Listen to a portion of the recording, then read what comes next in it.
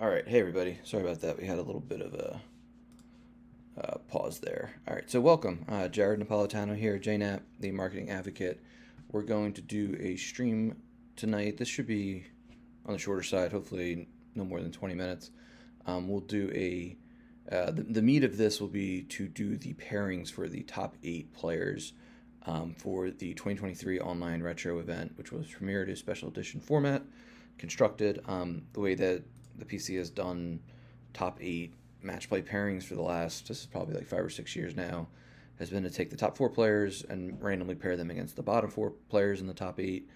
And in order to prevent people from just like submitting their list based off of, knowing exactly who they're going to play. Like if you're the 6 seed, the 3 seed is, you can really, customize your deck to deal for that person and kind of just sell out. And you might get some odd deck choices or card choices. So instead, this kind of keeps it a little more honest, and people have to build a little more balanced decks and really try to plan for all potential 4 players in the top 4. And then obviously, if you want to really do well, ideally, you kind of anticipate the meta or what the other 7 players are going to play. So we'll do a couple of neat things to talk about first. I just have up here, this was the preview article. So we had, I think it was about a 40-day, is that right? Yeah, maybe like, no, it was more like 35, 36 days of qualifying term. Players could play up to 12 games. And the top 8 finishers, you get 3 points for a win, 1 point for a loss, and then the tiebreaker was strength of schedule. So here we have our top 8 players. In this forum, I could pull this up real quick. We have this is the standings here. So we had our cut was drawn here. We had 2 9-3 players make it. One 9-3 player unfortunately bubbled off. That's Brad Kipple, who finished 9-3 with about a 43% opponent strength schedule. So we have Cystix, How Do We Get Into This Mess, Mr. Yellow, Dylan, Dr. Torch, Luke's, Andy Talaga, and Wowzers. So I'll do, as we go through this, just a quick briefer on each of the 8 players, at least to the extent that I know. Just it might be interesting to hear. So that is that. The terms here, this is all in the forums, in case anyone's curious. We're going to stream these games and matches, I should say. So we'll coordinate with the players, and once they schedule a time, they can play their games. Sometimes they might just play 1 game at a time. Sometimes it might be 2 to do the full match. We'll get coverage. I gave the streaming team a heads up. This will be happening. Very few of us are Premier to Special Edition format experts, but to know Star Wars CCG, you can, for the most part, be able to provide some pretty helpful commentary. So looking forward to that. Worst case scenario, if we don't have people available, we'll get the replays from the players and we'll do a stream that way. And one of the benefits of that is it goes a little quicker since you're not kind of dealing through people thinking out each step that they do. Definitely worth thanking everyone who participated in the event, anyone who helped organize this, especially Andy, one of the top 8 players. He was essentially the tournament director and planner for this, but given his involvement in the top 8, and I'll slide into the primary tournament director to avoid any potential optics issues. But this is a great cause. This is Andy's idea to do it in honor of Sean Valdez and his story. The forum, I think we have the story on there, so check it out. But all the proceeds to the event, 100% of the quote-unquote registration fees went to the Child Cancer Fund. The Players Committee just passed on all the money that was donated, which was a little over $1,200, which was really great, and thanks to everyone who turned out. And not everybody who donated actually played, which is fine. We had close to 60 players sign, or I guess technically register, and we had around 40 players play at least 7 games. I think we had 38 play 8, which was the announced bar for participation prizes. But I'll be kind with a couple people that hit 7, just knowing people are busy and stuff happens. So definitely want to appreciate the effort. So thanks to all these folks. These are other jump handles. Let me go into the prizes. So what's at stake here? So this is the 3rd year that we're doing this online retro event. Year 1 was 2021. We premiered at Death Star 2. And Bastion Winklehouse won, defeated Haze Hunter in the finals. The 2022 one was Decipher Cards only, and that was won by Johnny Chu, who's in the top 8 here. And 3 out of the top 4 there were members of the Kashyyyk Train of Dominance. and Johnny Chu, Steve Baroni, and Justin Desai, and then Casey Annis was the fourth player in the top four there. We didn't do a top 8 last year. We just did top 4. I think the cut was a little bit differently. I think this one was a little more similar to the first year. And then this year, of course, we have Premier to Special Edition constructed, which is an interesting format in that it, operatives are kind of one of the main, I guess, parts of the meta. But since they had an initial errata, they're just an interesting space in the lore of the Star Wars customizable card game. So here are the prizes that are at stake. Anyone who participated will get a foil AI slip of Luke Skywalker. I don't know if this link works. I think it broke. Sorry about that. It's pretty cool. Alternate art for Luke Skywalker V, which is one of the very first virtual cards released back in 2002. Of course, a lot of the people who played in this retro event don't play with virtual cards at all, but you're still getting a slip, so feel free to trade that to somebody if you really don't want it. Same thing with the Gemp AI booster packs. Those are all virtual cards. If you don't play in open at all, they're not of much use, but those are given out. We also got some poker chips. We're going to give out some randomly played Star Wars CCG cards, random or rares or premiums. Pretty cool hollow sticker. People can put on their deck boxes or whatever of the R2D2 logo, courtesy of Kevin Yap, which is actually in the top right of the screen here. And then Jeffrey Johns was making artwork, which is really cool that he usually does. He posted some of them, or no, he sent them to me. I have them not on me, but yeah, I actually have all those already. And then we're going to award 2 championship season mugs, which have like a quote on them, which are pretty cool. We've been doing them for a lot of majors. And those go out to LOTJX and Z Shadow. I think that's Joe and Phil. So I did the random number generator for those players, so I will be shipping you your mugs with your other prizes that you've earned to date, especially for this event, but other events you may have done. And all players really, we kind of batch it and do rounds. We don't send out after every single event, individual packages to every single player. We try to consolidate these because PC, of course, is a charitable org. We're not like rolling in money here, so we try to be economical with our shipping. So hopefully, and it depends. Like people going to Worlds in 3 months, less than 2.5 months. Anything you earned here, I'll probably give it to you in person, save some money there, and give it to you directly, not risk anything getting damaged or lost in the mail. So that type of thing. And then performance, the top player, kind of the grand prize here will be this Coruscant Light Side Uncut sheet. Really cool. Really cool prize. And then second place will receive a Lord Sidious XL deck box, which I don't have on me, but lots of pictures of those available. Third, and then we have a bunch of sealed booster packs, which are always cool to get and open.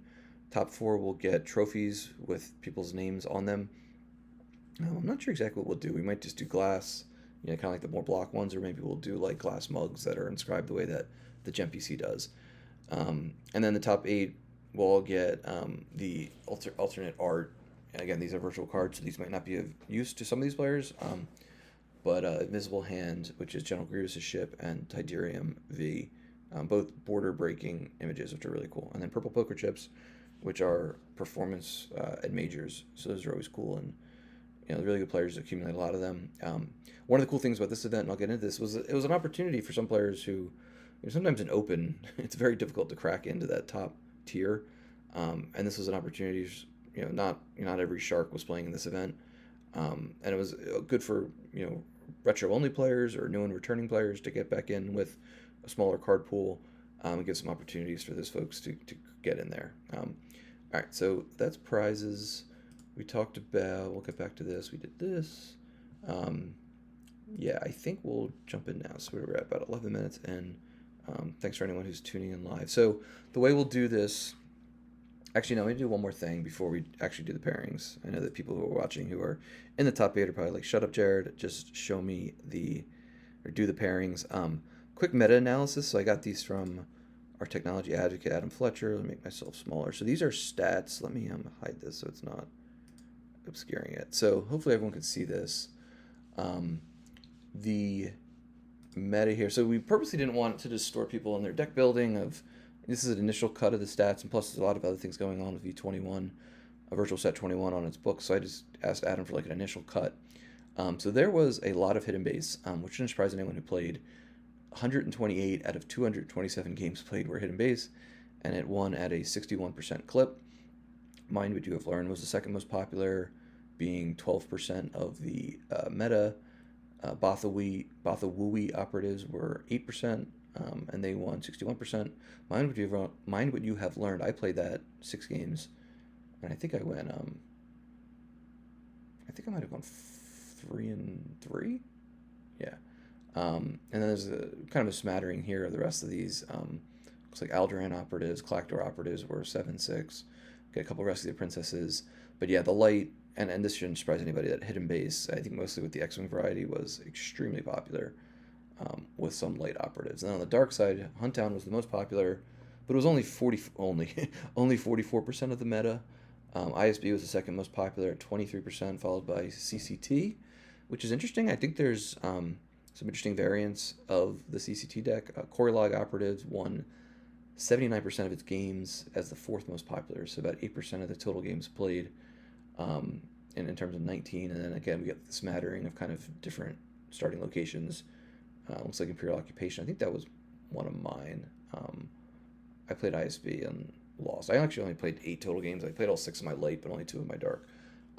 So if you were betting, you'd probably expect to see a bunch of hidden base versus Huntdown, and in this top 8, we'll see how kind of maybe there's some different tech cards, how many transmissions terminated, or conversely, like Search and Destroy is not out yet. That came out at Endor. I wonder if maybe all this hidden base and X-Wings is why that Decipher back in 1999 made the Search and Destroy card. But yeah, we might also see. I'm surprised there weren't more operatives, honestly. But yeah, so that's the meta. I'm sure Adam will put out a post on the forum. Maybe some stuff about, what was the most common well, I guess this kind of tells us starting locations, but maybe time of games, how many turns was on average, what are the most popular cards that were played, if a card was played in a deck, what was the average number, all that cool stuff that he does for pretty much every event, honestly, which is awesome. And we're very thankful to Adam for doing all that stuff with data. He just actually posted May Online Championship Series stats for all the open players out there. All right, so let me hide this. All right, so now we have our top 8 here. We have Ian Monteith, and he's Systix. He's pretty active on Discord. Pretty talkative guy in the gem chat, which is great. I think he only started playing again recently. He does sealed events. He did join the Retro League. I think he only did event 2, not 1, but yeah, he went 10-2 with a pretty strong SOS. Finished as he was one of my losses. And I think he narrowly edged Joe Horby, who his gem handle is the abbreviation, or I guess the acronym, I guess what it is, for How Did We Get Into This Mess?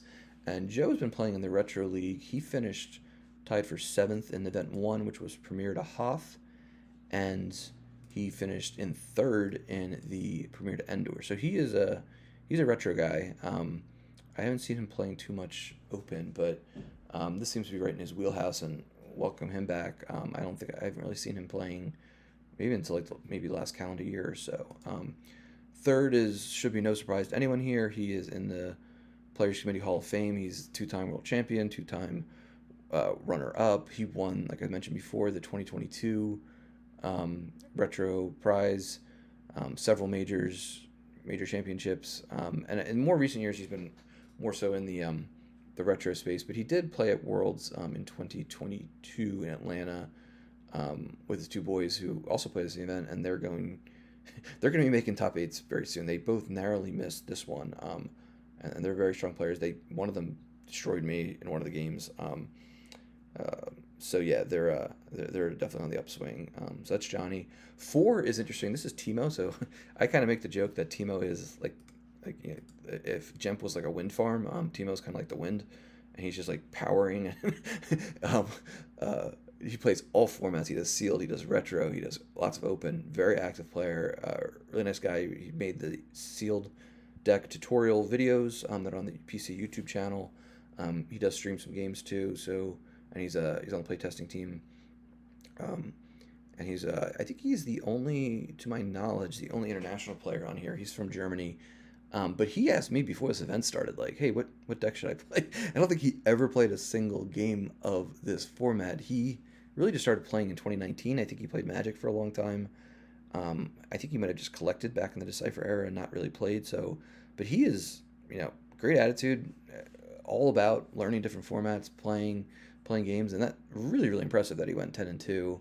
I think he played some pretty decent players. It's not like he was playing people that were totally brand new. Let me pull it up here. Oh no, I lost it. Let me grab it real quick just because I'm curious. Yeah, I should be able to find it real quick. Sorry about this. Because yeah, we have qualifying term standings. So yeah, his opponents 44%. That's pretty good for an event like this. Because usually the better you do, it's inversely related to your opponent SOS because you're giving those people losses. So even if they go 50-50 in their other games, you gave them a loss. So by and large, you'll see less than 50% win rate. So that was very impressive from Timo to do what he did. And then we have I'll call him the quote unquote bottom part of the top 8, all very good players as well. So Paul Feldman, he made 4. He's kind of like he's the retro OG. He won the 2022 Retro League. He didn't win either of the first 2 events this year, but he's always like towards the top. Like for example, this was the Premier to Hoth. He finished second in event 1 of the Retro League and 4th in event 2. So he's always right in the hunt for possibly winning. And then I have here, I just pulled this up. So this is more so specific to Johnny and Paul. I don't know if people can see this. Probably not. It's very zoomed out. But Paul made, the 96, 97, 99, 2000. So right around, I guess he didn't do 98 with the operative year. But that was a wild Worlds. And we see Johnny on here too with like the neon green. He's got tons and tons of 12 World's top 8s, and Paul has 4. So I think if you were handicapping, Paul and Johnny are probably the two, they probably have the lowest odds, so to speak. Yeah, so, and then we have Sean Lukes, who, Sean's my good buddy from a long time ago. I think he's probably one of the most self-deprecating players out there, always kind of knocking his skill, especially in open. But this is awesome to see that he made a top 8 here, doing really well, finishing 10-2. So congrats to Sean. Let me just make sure we got lots of windows open here. So I don't think he's doing the retro event this year, at least not yet. But he was the person who told me, hey, you should learn about Jump back in 2017. So definitely grateful for Sean's push, and good luck to him as he. I don't think he's made many top 8s. And I don't know if Ian or Joe as well, given their history. Like Timo's made some. I think he made a Euros top 8, for example. He's made the Online Championship Series top 16 a few times. Kind of this atmosphere of like top 8 match play, submitting your decks. It's new to a few folks on this top 8. And then we have Andy, who also I knew from back in the day, back in the Philly area. Again, I mentioned this is kind of his brainchild and primary organizer and idea guy for this event. And a very good player. He's got a YouTube channel out there, which I think it's just his name. But lots and lots of good retro videos. I think he's been nicknamed the Colexecutor by, I think Lyndon, the creator of all the Jedi format. I think that's what he donned. Andy, he's got a ridiculous collection of Star Wars CCG stuff. So Andy finished as the top 9-3, and at a pretty strong opponent strength of schedule, 55%. That's the highest of like just about everybody. Dirty Randy, he had a rough go of it. He went 6-6, but his average opponent was 8-4. So he might take the cake down here. Saul Grundo, 67%. So that's a tough slate that he went against, and Andy had a tough one as well. And then 8th is Thomas Yen, and he told me he hasn't really been playing very long. He just started playing in the Retro League. He's in here. I think he finished. Yeah, here he is. I was searching for him. A little down here. I think that's 3-3 for this event too, which constructed Premier to Endor. So he told me this is the first time he's ever made a cut like this. He's really looking forward to it. I think he's definitely in the underdog area if someone was looking to throw their backing behind an underdog. So like I said, we'll live stream these games and cover them. So I think without further ado, the way this is going to happen is, starting tonight, tomorrow, people can start talking once they get their matchups, start coordinating time, and they'll have about, looks like 9 days to play those games. What'll happen is, some players might finish a couple days in. I'm sure Timo's going to want to, he always likes to play quickly. The deck lists are locked. People can't make any tweaks now. So, maybe they can practice with those decks in like private games if they want, but they can't be tweaking anything. So everyone, just a reminder, make sure you play the decks that you submit. We do jump deck checks on here to make sure of it. If there is and hopefully this isn't the case, sometimes people submit decks that are missing a starting interrupt, and they don't realize it until they start playing the game. Those cases, kind of case by case, is what the tournament guide says. It probably will be a penalty. Hopefully your opponent, is maybe in the moment just says, yeah, just pick an interrupt, restart it, and they, we'll try to address that as soon as possible. But me being the tournament director, I'm not going to be on call, every single minute of every single day. But it might be that maybe they get like a 5 differential penalty in such cases. So any of these folks, I'd encourage you to double check your lists. If you find it kind of before the game's played, that would be a little easier to mitigate than after a game is played or in the moment. So I'll take a scan through now that I have the deck list and try to make sure there's nothing weird, people aren't missing an objective or stuff like that. All right, so semifinal matches, if the 1 seed and the 8 seed move on, for example, like they know they're going to play each other in semifinals, they can start coordinating, as soon as that's certain. But there also may be some fluidity of, if certain people win certain matches, the semifinal matches might change. So that'll be the plan there. And then the final confrontation, hopefully less than 3 weeks from today, that will be played. All the other details are kind of in here. This is in the forums. Everything I pretty much touched upon. 50-minute chess clocks for the games. So some of these games might take close to an hour and a half. Sometimes they might take 20 minutes. You never know with Star Wars CCG. Sometimes the games go really quickly. All right, so without further ado, we did all this. I got the wheel here. So let me show my little schedule. Without further ado, I've been babbling for 23 minutes here. All right, so I'll populate this as we go.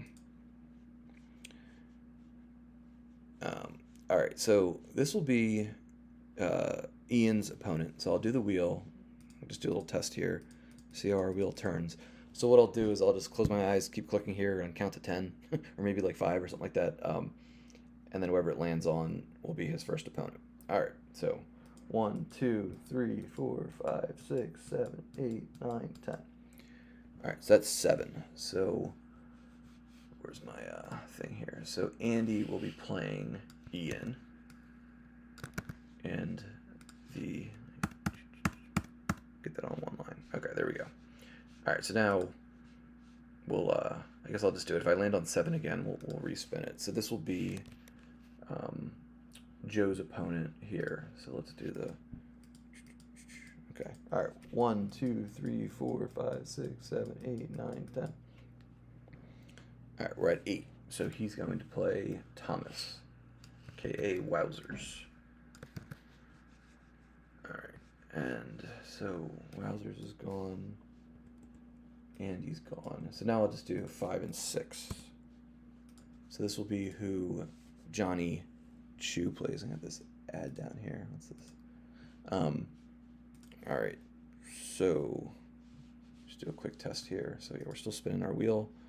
All right. So I'm gonna do is count to 10. 1, 2, 3, 4, 5, 6, 7, 8, 9, 10.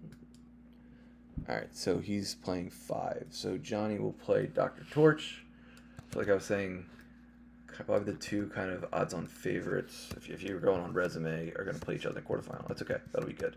It'll be a real good matchup. If I can fit them on one line here. There we go. Okay. And then that will then leave Timo to play against Sean. So I think most of these players, like I said, Timo's in Germany. Several of these players are East Coast. I know Dr. Torch is on the West Coast. And Johnny, I think, is Central Time Zone, so they're only 2 hours apart. All right, so there are our matchups. I'll post these on the forums. That is going to be how this unfolds. Yes, it is match play, so again, this is in the forum post. If any of the actual participants are, I sent an email with this, I posted this. Whoever the higher seed is going to pick which side they want to play first. They're going to play that. Maybe the way how schedules work, they don't have to play both games back to back. Some of these games might take a while, so they might want to play one and then, wait a day or 2 or 3 or whatever to play the second game. But please do that on or before June 9th for the quarterfinals.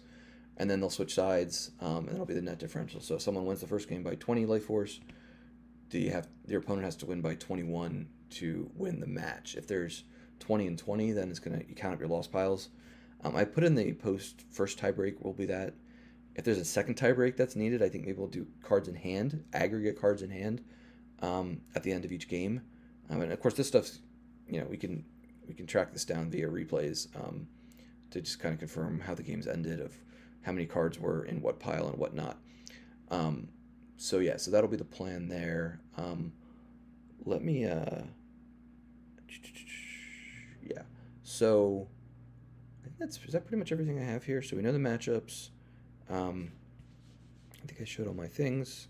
Just want to make sure I'm not forgetting everything before I log off. We talked a little about stats, so they'll be incoming. Make sure you follow, between Slack, Discord, and Twitter, and maybe even the Facebook group too. We'll try to provide updates on when these matches are happening. Sometimes I feel like players get a little nervous of, I don't schedule it, and I got the streamer, and then what if I have to reschedule? I'm gonna, I don't want to keep like jerking them around of what time the game. That's fine. Stuff comes up, happens. Everyone's got, families, work, other personal commitments, whatever.